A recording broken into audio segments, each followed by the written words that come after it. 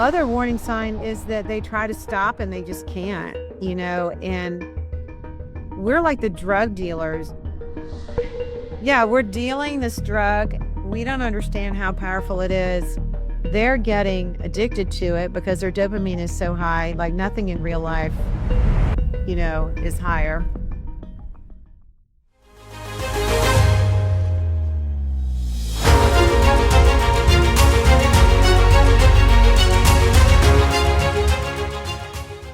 This episode is brought to you by the Arts Council for Monterey County. What makes life feel real? It's expressing yourself, finding your people, and using art to heal, grow, and be heard. The Arts Council for Monterey County, Arts for MC, believes the arts benefit everyone. They bring art into schools, community centers, and public spaces, and support students with scholarships, workshops, and programs like Poetry Out Loud and Youth Poet Laureate. Whether you're an artist or just looking to be inspired, your journey starts here. Learn more at arts4mc.org. That's arts, the number 4, mc.org. And remember, they're also proud sponsors of this podcast. So thank you to the Arts Council for Monterey County. Welcome back to Offline Xpression, the Teen Art Revolution. I am very excited to introduce our guest. Melanie Hempe is here from Screen Strong and the author of Kids, Brains, and Screens. I'm so excited to see you, Melanie. Say hello to our listeners and tell us a little bit about yourself. Yeah, hello. Thank you so much for having me. I appreciate it so much. I am a mom of 4. I am a nurse. My background is in nursing, and I raised a gaming addict right under my roof, right under my nose. My husband and I, we had no idea what was happening. So I'm kind of an expert at raising kids addicted to their screens, but I'm also an expert at getting them off and preventing it. So that's why Screen Strong exists, to prevent and reverse screen addiction. And I have firsthand knowledge on how to mess it up and how to fix it.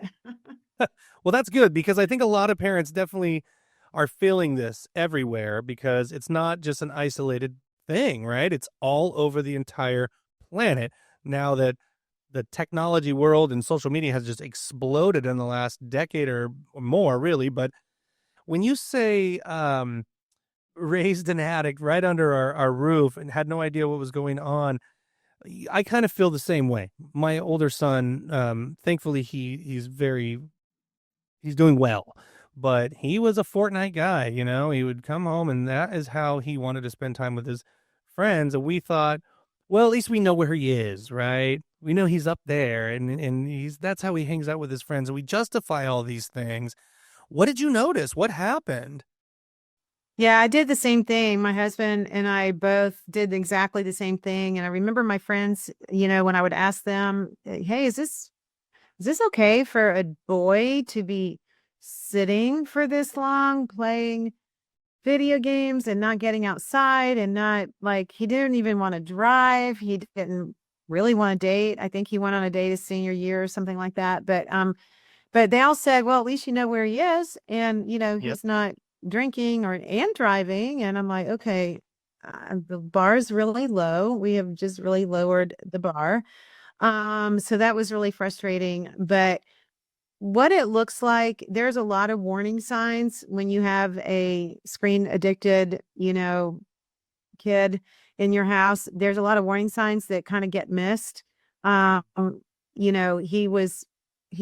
use was increasing over time. That was a big thing that I missed, because when he got a laptop in 9th grade, the school issued a laptop, and I lost the battle then. I didn't realize how much more he was playing, but it kind of creeps in. And, one day they're playing, a few minutes, the next day it's hours, and you don't know because you don't keep track, because it's really hard to keep track of screen time for us as well as for them.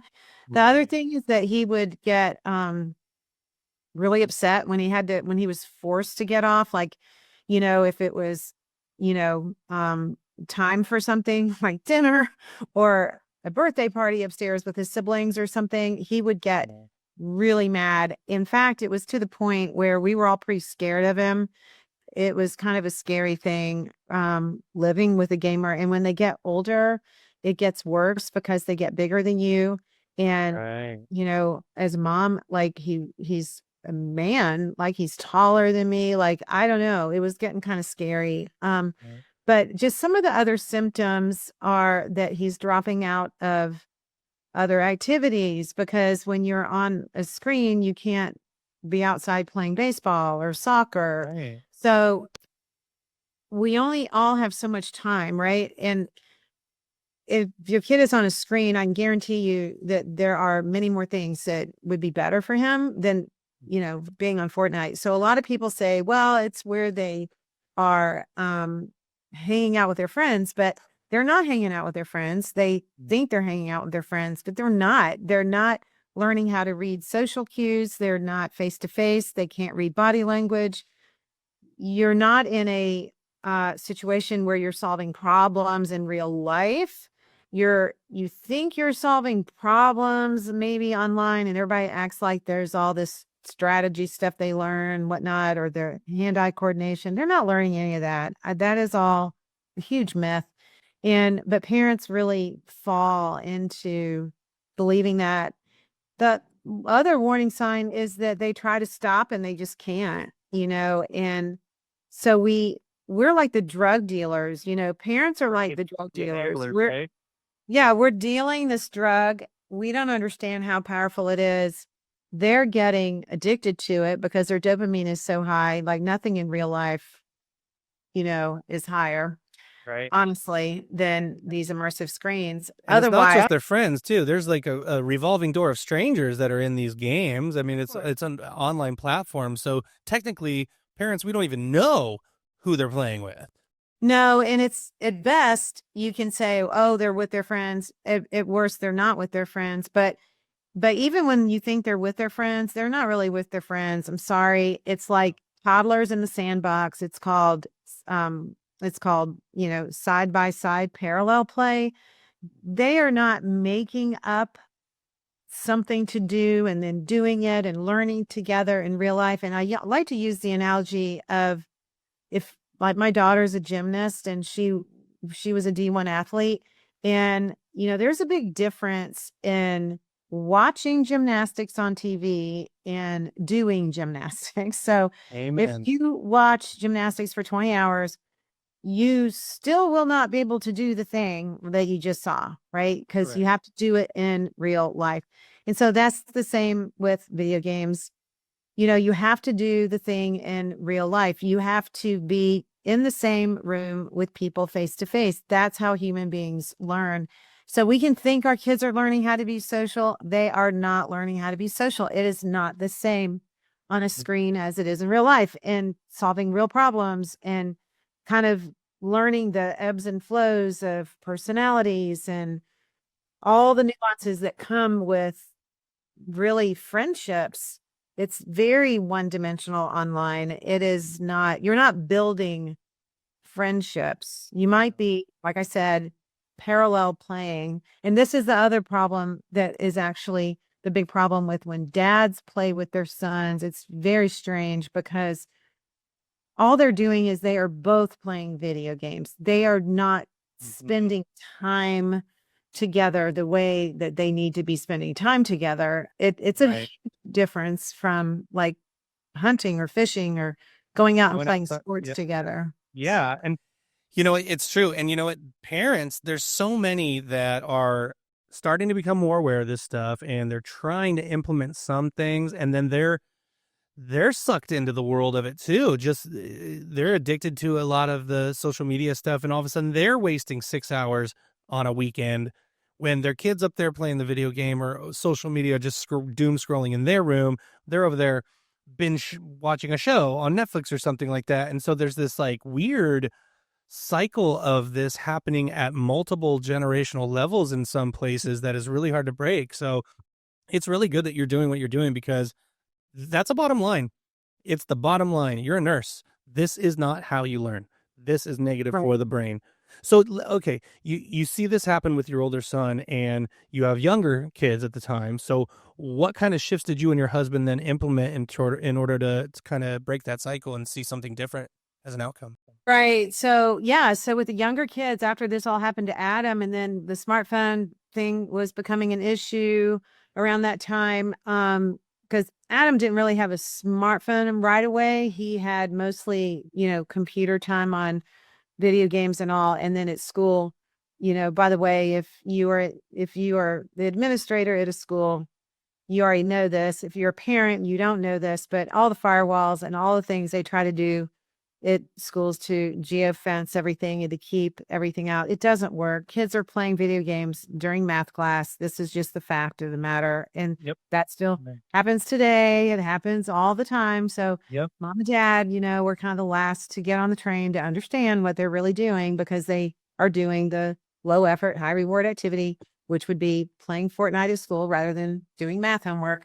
So, That's bottom line. I love it. Yep. I like the directness that you have, because that's a fact.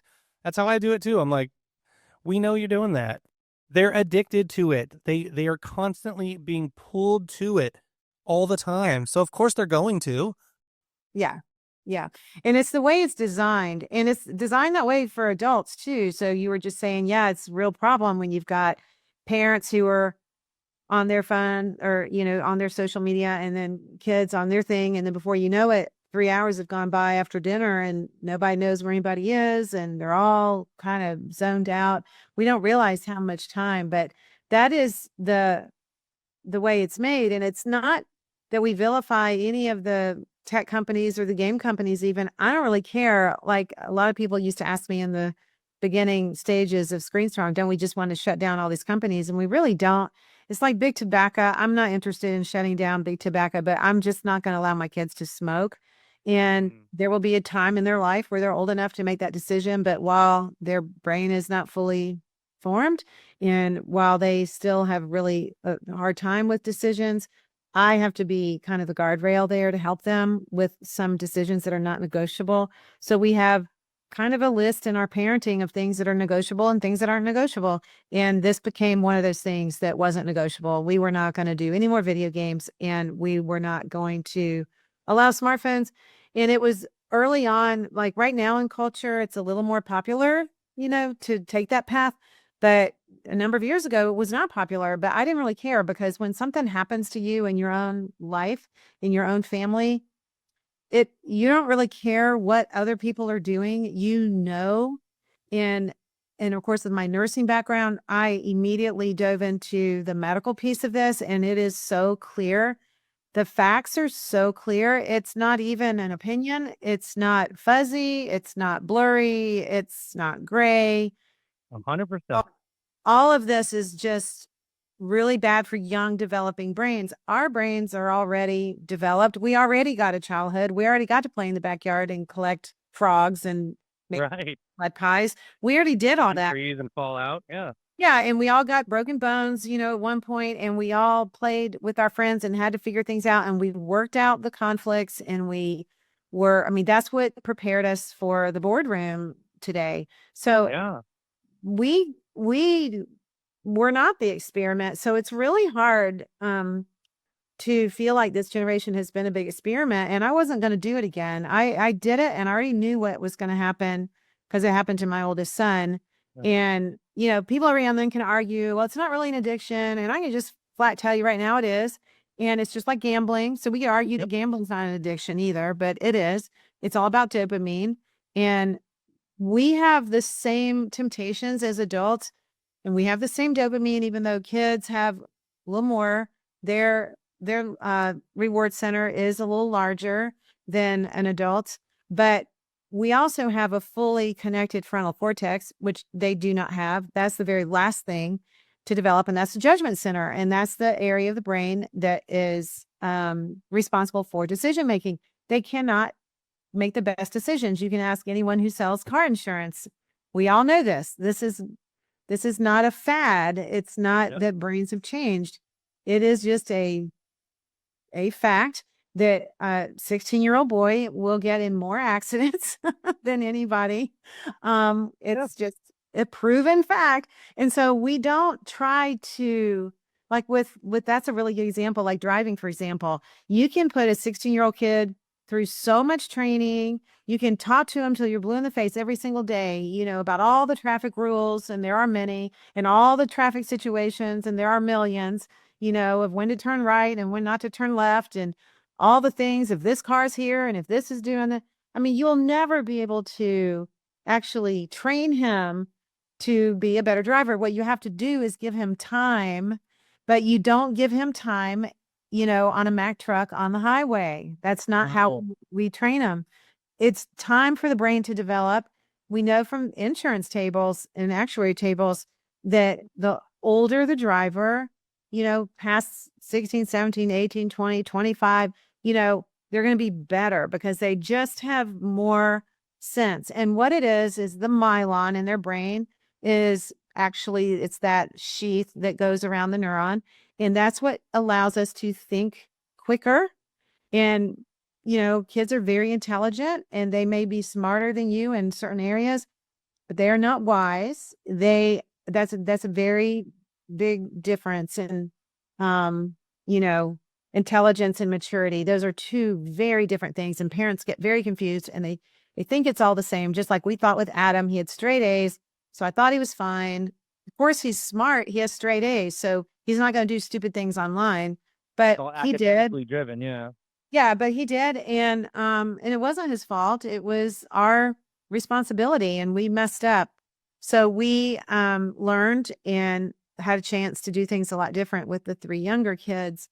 So yeah, so we have two younger boys and they grew up without smartphones and video games. And you know what? They were fine. They were more than fine.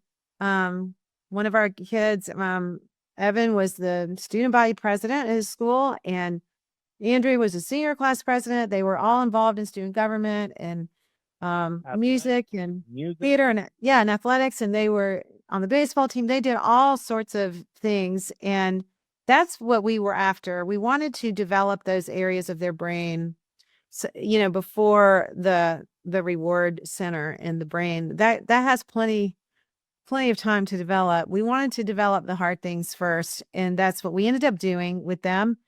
And they turned out just fine. They are more than fine. We have a very close relationship with them, very different from my oldest son, who is still pretty distant. I mean, he doesn't really have any of the friendships from high school. So to your point about kids playing video games together, if they don't have anything else, honestly, it doesn't build off of anything. There's no real world connection that, sometimes there's bonding that happens from experience, and it's not video games that is an experience because it's rinse and repeat. There's nothing meaningful about that experience. There's no bonding happening. No, it's not. It's just, it's like eating candy. There's no vitamins, No nutrients at all. Yeah. Yeah, there's no, yeah, and then you'd argue, well, it's not that bad. At least it's not bad. Well, a lot of times it is bad. And the worst thing about it is it does replace the time that could be spent in other places. So even if you think all the games are good, which I can't stand Fortnite, it is so violent and parents think it's not violent. And I can just tell you, play it. Violent. Yeah, play it for 15 minutes and see how you feel. It's very disturbing. And so it is about the content, but it's also about the time, because it's the time that you are not doing something that you should be doing, like about a million things that you should be doing when you're a kid. You need to learn how to read a book and not be bored. You need to learn how to make eye contact and talk to people, and how to be still in your own skin, and not have to always be stimulated all the time, and to learn how to get along with people, how to invent new things to do, how to figure out how to fix the washing machine and the dryer. You have to figure out how to do the dishes and, clean the bathrooms and wash your clothes. And so I made a list when they were pretty young, and I just said, hey guys, when you can learn all these life skills here, then we'll talk about video games. And they were complaining because they said, well, it's going to take me 18 years. And I said, yeah, it will. It's going to take you longer than 18 years, actually. So, so that was kind of funny. Yeah. Yeah, and you know what, I had the amazing privilege of talking to Evan a little while ago, and man, I can't say enough good things about him. He's just such a remarkable young man, so articulate, so respectful. He can really speak, and I was telling him it's so meta to be talking about this situation he went through and how he didn't have a phone and stuff, and how he's able to look back and appreciate it because he knows his parents really cared about him and wanted him to do something different. And it was hard at first, and they were pretty resistant at first because they were young. They didn't know any better. But as he got older, he was able to immediately start seeing the merits of it. And the benefits are ridiculous because he's able to have that conversation with me about it so fully and so present with confidence. A remarkable kid. And so one of the things I wanted to ask you about from the parent side of things is, there's a lot of parents now that are starting to figure this out, or they're hearing the message and they're starting to see some of the things that you were talking about that you saw with your older son, Adam. And now they're in a place where they've already given a phone, they've already given the social media, but now they're in this place where they kind of want to try to figure out how to take it away. And that is going to be really hard. So what kind of things could these parents do, and how does that look? Have you seen cases like this where people are trying that, and how's that going? Yeah. So, I think it's so funny that you bring this up. I love that you bring this up because I think every parent just thinks, oh, well, the cat's out of the bag. There's nothing I can do.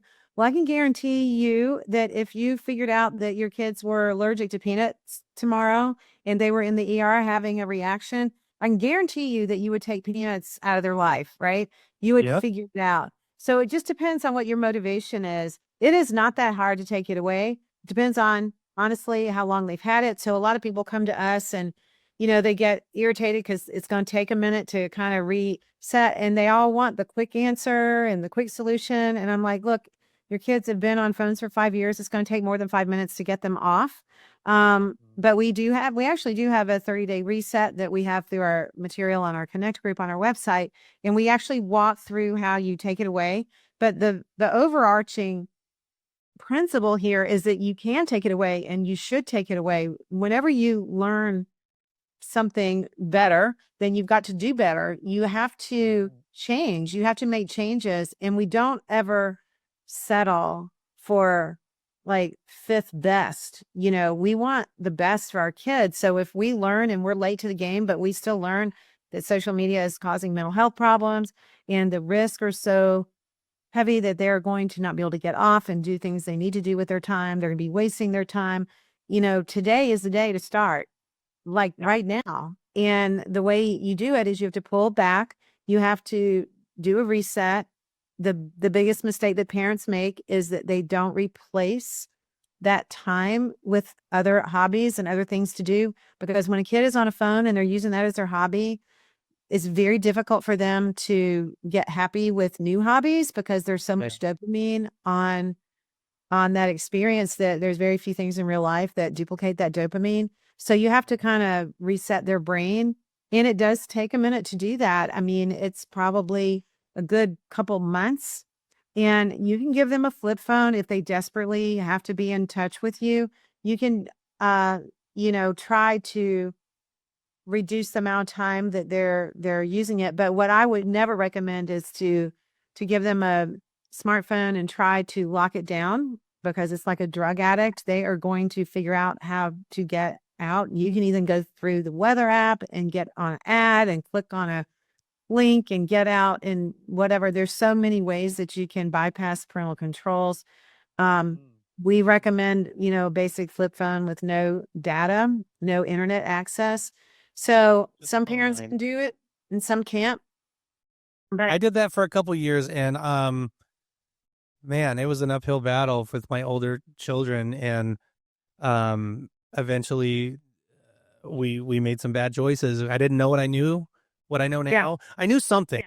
I was pretty strict, but I didn't do it right. I was talking to Evan about this. I said, one of the things I regret a little bit is I was more iron fist. No.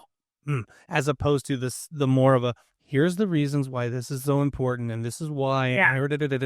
I didn't go through it all, and I didn't really have my finger on it yet because I was still getting my master's in psychology at the time. So I didn't have that information. What I know now with my 10-year-old, we have a new situation, and that ain't happening. What's up, all you expressionists out there? Do you need reliable IT support and more for your business? SPJR Computer Consulting delivers comprehensive solutions tailored to small and medium-sized businesses. From seamless technical support to professional website design and effective online advertising, we keep your budget in mind. Don't miss out. Visit spjrsolutions.com today. That's spjrsolutions.com.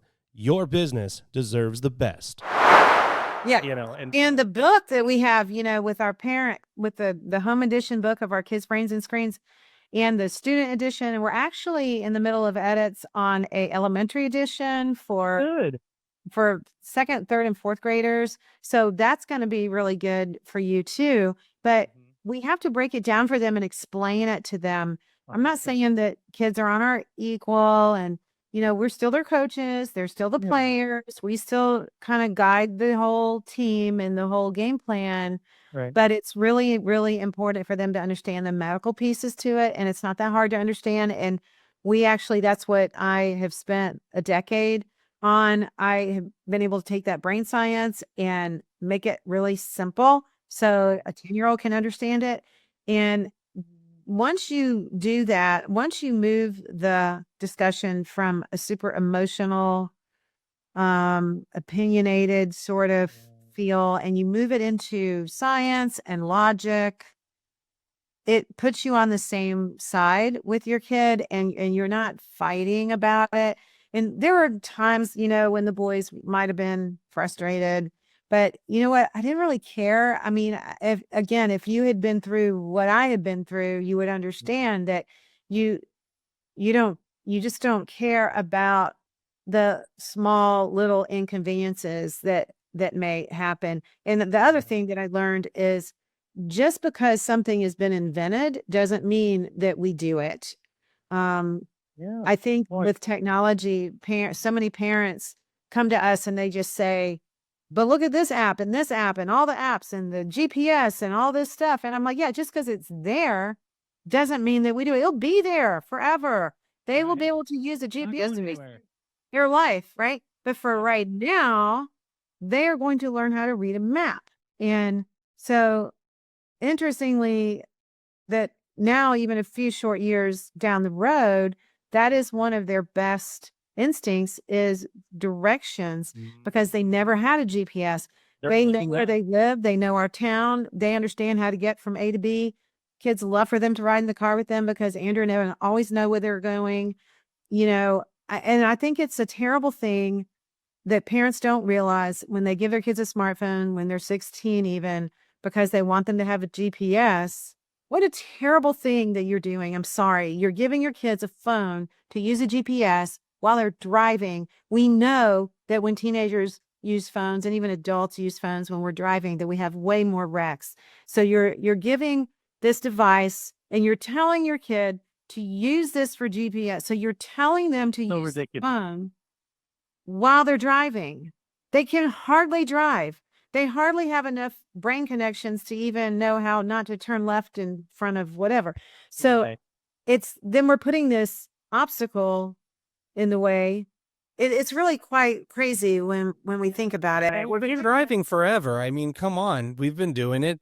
People did it forever. It's not like you don't know how to do stuff. And if you really need directions, know where you're going ahead of time. Look it up at home. Write it down like we used to do. And then think about it. Okay, I'm going to go three stop signs. I'm going to turn left on that street. And then you're using your eyes to find the street sign, not looking down to see if you're going the right way. And you have to do that executive functioning skill, which is to plan ahead and figure out where you're going before you leave the house. There's nothing worse than having a confused teenager not knowing where they're going, trying to follow the GPS. Like it's crazy. Like it's because even on a GPS, right? GPS isn't always right. So you still could end up in the wrong place if you type the wrong thing in. Like you've got to be a lot more aware of your surroundings. And they love maps. My kids love maps. They love, I know it just sounds kind of weird and nerdy, but they love because they figured out how cool it is to have that independence, to actually have the confidence to know where the heck you're going and not to have a GPS. And even when they're out of town, they have maps in the car. They have maps they can look at ahead of time. They figure out the layout of the grid and they're fine. It's a skill that if you don't learn it when you're young, then you will forever struggle, because if that part of your brain doesn't get developed, and this is true with everything in life, whether it's math or reading body language or, theater, if you don't practice these things early, it is just much harder to do later down the road. I mean, music is the perfect example, which is why I kept them in music lessons. And my oldest, we let him quit everything because he didn't, it got hard. Well, that's right. When you've got to really make your kids stick to it. And this is a big problem today. Parents let their kids quit everything, and they don't want to be mean, and they want their parents to vote, and they want their kids to vote, and they want their kids to have all the say so. And I'm telling you, that is the really, really bad idea. And I'm not saying that you are not a warm and loving parent. Of course you are, but you are a coach, and you have to do the hard thing, because your team isn't going to want to do push-ups, and you're going to make them do push-ups. And That's right. then you get better at push-ups, and then they'll be better at their sport. It's So- still effort. Practice, and you don't, nobody, like you said earlier, you can read a book on something, you can watch gymnastics, it doesn't mean you can do it. Like I tell people all the time, you can read a book on French, it doesn't mean you can speak French. You have to practice everything. And Exactly. And the flip side of that is, we know technology is not going anywhere, and there are some positives to it, of course. Well, Evan was saying earlier, it was brilliant about it. And it's like, kids, I tell my psychology students all the time, you don't actually have an excuse to not know how to do things, yet we're leaning into being dumb. We want to just make everybody look, I don't know, but that's not true. You want to go learn how to change the spark plugs on your car? YouTube will tell you that. You want to go, you want to learn how to do your own oil change? You want to learn how to speak a language? You want to learn how to do music? Sure. But that's not what you're using your phone for, and you know it. What people are using it for is the doom scrolling and the constant connectivity to that, because those companies have written algorithms directly designed to attack the psychological parts of our brain with dopamine and the prefrontal cortex. The gambling thing, like you mentioned, it's the randomized stuff that really gets the cycle of addiction going. And we know that. There's so many statistics that tell us that. We know it's a fact. And yet, parents are looking at it going, I don't want to fight with my kid. I don't want to make him mad. And that is not going to work. To your point, you got to, at some point, you are the parent, and only for a short amount of time. When they turn 18, it doesn't matter what you say. So they can choose. So you have to be the one that tells them. But what's interesting is, if you have a pattern of coaching them when they are younger and they are trusting you, then when they do turn 18, they still trust you. You still have conversations.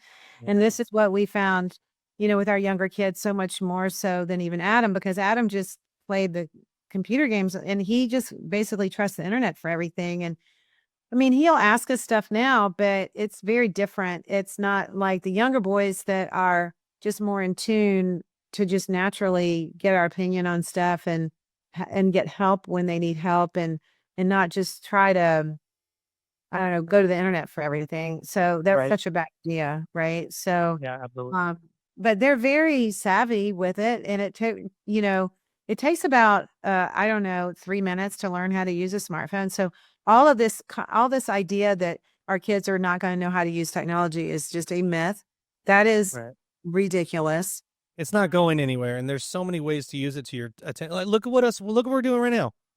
This is a total connective thing. We have to use the technology. It's not like we're anti-technology or anti-internet. Exactly. It's the addictive part of what it's doing to children, to where they can't be functioning adults. And we're seeing it everywhere. So with that in mind, so kids' brains and screens, okay? How Screen Strong came first, correct? And then, I signed up and everything, and I look at all the amazing tools that you have on there for parents. And I think it's a really wonderful thing, because a lot of parents go, where do I start? How do I even begin? And there's such a great... You always start with education. You always start. Yeah. But you also have a lot of options there. Like, you can do this. Here's some activities. Have you thought about that? And that is, I think, what parents really need to lean into, is give me the step-by-step, because a lot of parents are caught up in it too. Screen Strong does. Oh, yeah. Yeah. So I think the education is the first thing. And then it's always good to try to have a few friends, if you can get a few friends to do this with you. So maybe you want to start with a 30-day detox, or maybe you want to detox over the summer, and you just want to say, hey, we're going to have a very low tech summer. we're going to put our smartphones away. Literally, like, you don't need them. Like, I don't know, you can transfer your kid's number over to a basic phone, pretty simple. Mhm. Major phone carriers still have flip phones. You have to get one that doesn't have data, but your kid doesn't need it 24 hours a day. It can sit on the kitchen counter. They can just take it whenever they need it. If you even have it, we don't recommend that kids even have flip phones till they're 15, and if they have a job. But you're going to be finding more and more even employers that maybe have to require something for you to keep your hours, but you can do it online. You don't have to have a phone. This whole idea is the smaller that the screen is, the worse it is, the more addicted it is, because it's much harder to carry your laptop in your pocket and have it with Right. you every second. So, one of the recommendations we recommend right off the bat is that you can do right now is to take everybody's device and set it to grayscale. That's a really good piece of advice, because you'll look at it a lot less when it's gray. It's pretty ugly. Interesting. And so you can go to your settings. And so mom and dad can do this. Everybody can do this. That's one little thing. And of course, I like to say in the summer that you got to hide all the remotes to the TVs, because everybody's just going to sit and watch TV all day. And you want to make the good things easy to do. So you want to put out arts and crafts and musical instruments and puzzles and get a pet and get a kitten and all that stuff.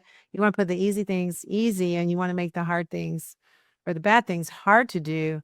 So, there's some really easy things that you can do right up front. No screens in the bedroom, of course, no screens at the dinner table, but it goes so much further than that. It goes way farther than that. Right. I like those tips. Okay. But the only reason why I really cringe with some of those tips is because a lot of people think, well, that's all I need to do. No screens in the bedroom, no screens at the dinner table. No, you need to do a lot more than that. Right. You need to really reset. And then you need to open up your kids' time so they can start learning other things, because they will never reach out and learn new hobbies and get involved in different things if that screen is always their go-to. That's really a problem. It's impossible for them to manage it and to say no to my screen. Well, instead, I want to go practice my piano. Well, if the screen is calling their name and if the screen is there, it's going to be Piano too has no chance. hard for them. Yeah, it's too hard. And we're really setting them up for failure, and we're making them feel bad. And they they shouldn't be able to withstand it. They're not mature enough, and the persuasive design is so strong that most adults can't even withstand it. So we need to set the bar higher and give our kids a chance. We need to give them an advantage. I love that. And man, I appreciate that so much, because sometimes we get information as parents and we go, well, let me use my critical thinking here and decide, well, my situation's different. No. No, no, no, no, no.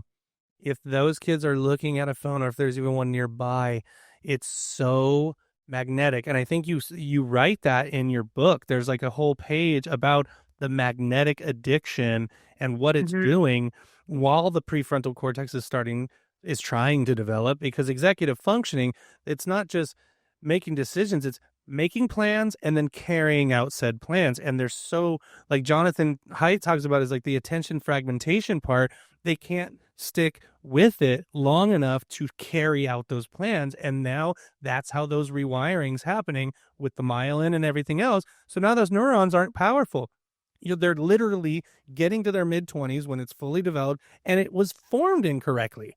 Do we really want to be a part of improper brain development of our own children? And that is how serious it is. Parents need to know that. It's that serious. It's a brain thing. And how do we get it? You want to shake them, right? Yeah. Here it is. Read it. Yeah, and it's just too short of a period of time. We're spending so much time in this generation trying to figure this out. It's such a shame, because it's a lot of time that's wasted on trying to manage screens. Even as a parent, you're trying to set parental controls, and you're trying to have all these arguments with your kids, and you're fussing at them all the time to get off, and then you're very disappointed in what they're doing on their screen. And what a shame, and how wonderful it is just with Screen Strong, the way we have it set up, that, imagine never having to argue with your kid about screen time again. Like, it's so great. Like, It's Right. not hard. And everybody thinks it's so hard. What's hard is giving them a screen. That's hard. Um, honestly, the arguments that you have because they don't have one now, if they already have one and you're taking it away, you're going to have more arguments for sure. But if they never had it, it just becomes not a big deal. It really, it just isn't a big deal. I know that it's hard to believe that, but they kind of cross over this path and it's like, oh, well, I'd much rather hang out with my friends and go swimming or ride my bike or go fishing. Like that's so much more fun than Right. Fortnite. Like Fortnite's really dumb. And so we've got to get our kids to enjoy that. And once they do, then making the changes is not that hard. It's a lot harder for parents, and parents are very concerned that their kids aren't going to be popular and nobody's going to like them. And that's kind of where we end up in this culture where we are. It's not the kids, it's the parents. If the kids had their say so, they would say nobody should have a smartphone because they want to hang out with each other, but they're, when their friends have They smartphones, literally they can't. feel like they have Peer to have pressure. them. Yeah, the peer pressure. So nobody has fun 5, 6, 7, 8 hours on a smartphone every day. That's not fun. No, and I had a guest on the podcast a couple of months ago who said, ask them, how do you feel after spending that long? And they'll tell you, I feel tired. I just feel tired. I feel just kind of like whatever. I just don't want to do anything. Da, da, da, da, da. It's like, there's a reason for that. That's because your body is exhausted from trying to keep up with the of the doom scroll. But Yeah. when you go outside and you run around and you're in the sunlight and you're playing, you have fun, when you come in, you feel energized. It's remarkable. Your body might be tired, but the irony is you feel good. And that is what we need to implement. You mentioned having a lot of activities around puzzles and games and instruments and pets and stuff. And, that's one of the best things because our brain wants to work out things. It wants to kind of problem solve sometimes. And so I've been trying to find some things like there's this thing I just recently saw. I don't know if you've heard of this. It's called a mail order mystery, where Huh. a mystery box comes in and it's got all these clues in it for kids, and they get to go outside and figure these things out and take all this and write it down and build little puzzles and stuff. And when they figure it out, they send it in and the next one comes. And so I think I'm going to do that over the summer because that kind of problem solving stuff and making my mom was always really great about this when I was a kid, is making scavenger hunts, little notes in places, and you chase them around and you go around and get things and stuff like that. So there's lots of stuff we can do. And as long as we're all doing it together and trying really hard to lead by example, not a do as I say, not as I do thing, but a lead by example. I'm not going to be sitting there on my phone all night while I expect you not to have one and go figure out something to do. That's not going to work either because you're teaching them something different. And teach them how to be their own best friend. Then the fear of missing out on stuff doesn't hit as hard because they have built a confidence and a love for themselves that is so much more powerful than the constant need to have others love them. And that is the basis for what I tell my students. I'm like, if you don't become friends with this person up here, it's going to be a long, hard life because they go with you everywhere. Yeah. It's just fascinating how, hindsight is so great, right? So it's so easy to look back, but I can guarantee you that I really could say, I could say, I think you can't guarantee anything, but I could say almost 100% of parents would tell you that they don't wish their kids had more screen time when they were growing up. Everybody usually says, hey, hindsight, looking back, yeah, I wish they didn't have as much time on a screen. It's not something that we're proud of. It's not something that we want our kids to do more of. And think about it this way. If it's something that you have to manage so much, that's a red flag. There's something wrong. We don't manage things that are good for our kids. We let them read books as much as they want. We let them run as much as they want. We let them play Legos as long as they want. Like the things that are good for our kids don't require parental controls. They don't require setting the kitchen timer. They don't require all the arguments and the conflicts. So that's where you need to gauge your parenting. I know a lot of parents start off with Minecraft because they think that their kids are learning and it's so cute and it's just like Legos. What a big mistake that is. That is one of the worst things that you can do is start your child with that because it's like a gateway drug. Oh my gosh. How They're interesting. on Minecraft, right? And then they have to do Fortnite, and then they have to do Call of Duty. Like it never stops. You want to always get them in the 3D world. They need to be in the real world, playing with real things. Minecraft does not teach your kids about engineering any better than real Legos or a million other things in the real world, right? Right. That's all just this weird myth that it's like saying that Minecraft teaches, hand-eye coordination. How sorry that is, right?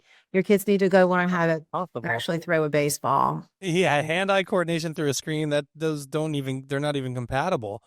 No, but and they think all these skills are transferable and they're not transferable. So it's a shame that we can't just enjoy it in little bits of moderation. I don't believe in moderation for things that are addictive. I don't think that works. I think we're setting our kids up for failure. We're setting them up with an addictive brain. We are paving the reward center way too early. And we're not just paving it a little bit, we are massively paving it. So the fact is, kids that get dependent on video games are at much greater risk to be dependent on other things like drugs, alcohol, all those things.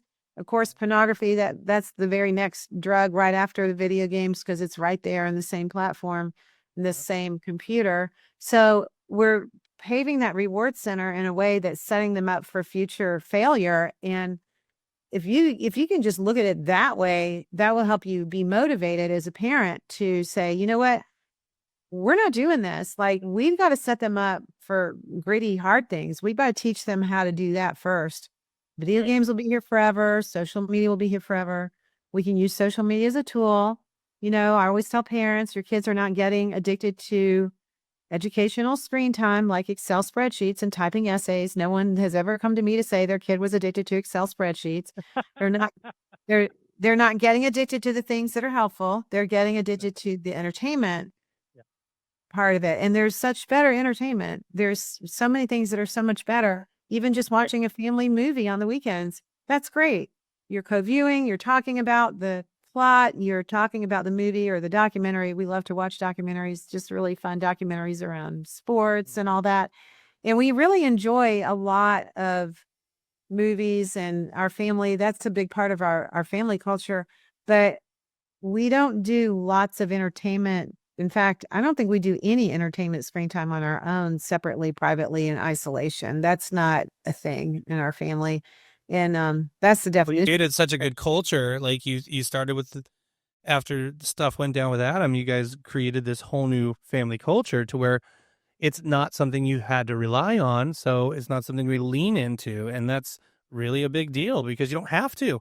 You've learned how to do other things. So it's not like you're missing anything. Like you're all walking around anxious about the fact that it's so hard to resist. It's just not a part of the deal. So that's great. Like I'm sure a lot of families, definitely a lot of parents would love to have that feeling in their household too.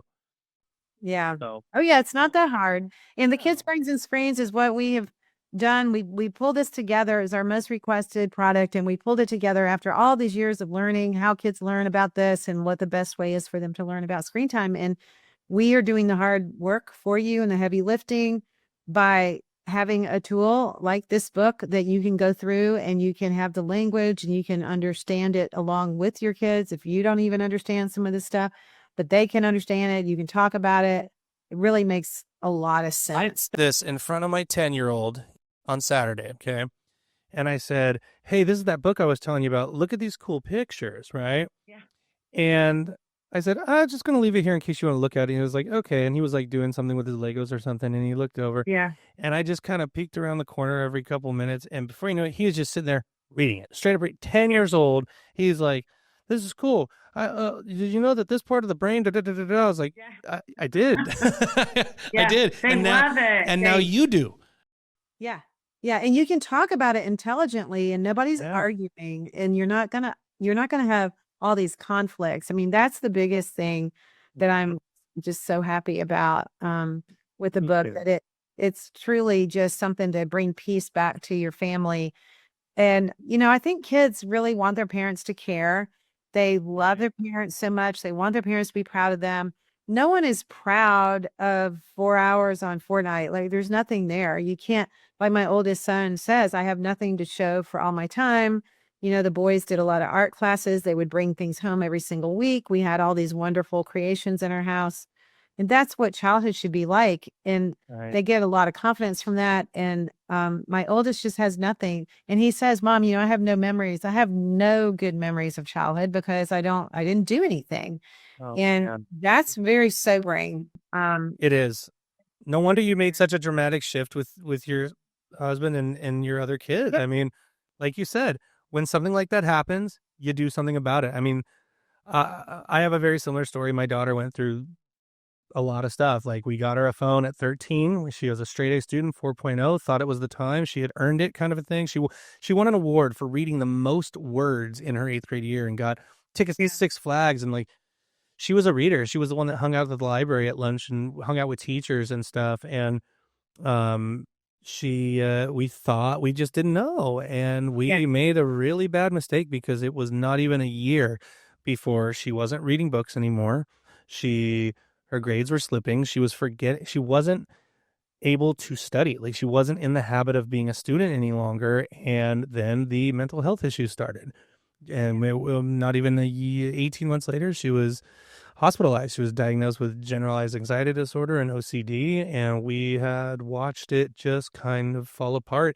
And at the time, I was very actively in her phone. I was looking at every conversation. I said, if you try to hide it, or if I see that it's been deleted, the phone's gone. So I was pretty heavily policing because I knew there was something there. I just didn't have my finger on it yet, or really knew how to implement that.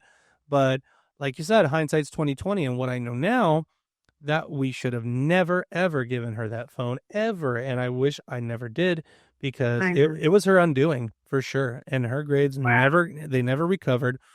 She didn't get into the college she wanted to, but she did get into one, and she was excited about it. And that was the COVID year, and she was a senior in 2020. So she was playing Princess Anna in Frozen that I was directing, and she lost that show, gone poof, in spring of 2020. Then she got into San Jose State to go as a theater major. She was so excited about it.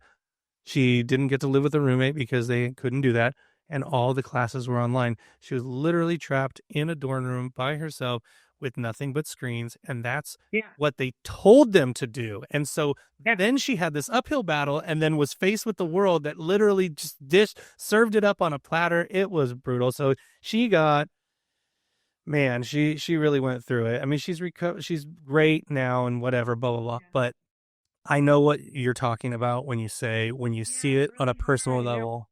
There's a lot of lost years, and it's very hard. And sometimes kids don't recover from it. And, you know, sometimes they do, but we have to learn, and then we have to really do better. And we have to understand that it's never too late to turn things around. It's only good things happen when you do. So that's my encouragement for family, is not to give up and not to throw the towel in, that every minute you have, regardless how old your kids are, even if they're getting older, you can still recover that relationship, and you can recover that time, and you've got to start somewhere. I believe it always starts with education. Otherwise, things get very emotional. You have to keep things very logical with this issue. That's the way you're going to win the battle. So anybody can do it. We have, like I said, tons of resources on our website. The Kids Brains and Screens full series. Actually, we have, like I said, an elementary version coming very soon. So we actually, if you go to screenstrong.org, you can go there and you can order the book right off the site. So I'll be happy to help anyone who has any questions. You can email us at team@screenstrong.org as well. And you can go into our Connect group. We have a free area in there where you can ask other parents tons of questions. I never want a parent to be stuck like we were for so long.